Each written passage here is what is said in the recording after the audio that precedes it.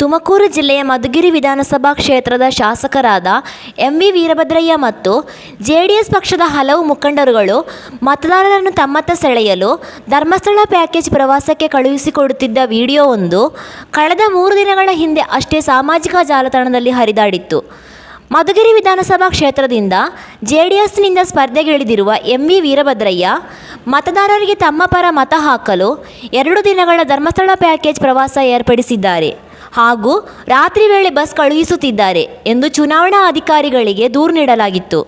ಇಂದು ಬೆಳ್ಳಂಬೆಳಗ್ಗೆ ಪ್ರವಾಸಕ್ಕೆ ಹೊರಟಿದ್ದ 3 ಬಸ್ಗಳನ್ನು ದೊಡ್ಡೇರಿ ಹೋಬಳಿಯ ಗಿಡದಾಗಲನಹಳ್ಳಿ ಹತ್ತಿರ ಮಧುಗಿರಿ ಉಪವಿಭಾಗಾಧಿಕಾರಿ ರಿಷಿ ಆನಂದ್ ನೇತೃತ್ವದ ಚುನಾವಣಾ ಅಧಿಕಾರಿಗಳ ತಂಡ ವಶಕ್ಕೆ ಪಡೆದುಕೊಂಡು ಪ್ರಕರಣ ದಾಖಲಿಸಿಕೊಂಡಿದ್ದಾರೆ.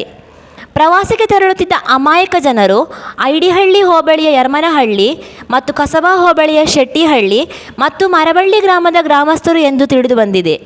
ನೀತಿ ಸಂಹಿತೆ ಉಲ್ಲಂಘನೆ ಮಾಡಿದ ಶಾಸಕ ಎಂ.ವಿ. ವೀರಭದ್ರಯ್ಯ ಅವರ ಮೇಲೆ ಸೂಕ್ತ ಕಾನೂನು ಕ್ರಮ ಕೈಗೊಳ್ಳಬೇಕೆಂದು ವಿವಿಧ ಪಕ್ಷಗಳು ಒತ್ತಾಯಿಸಿವೆ.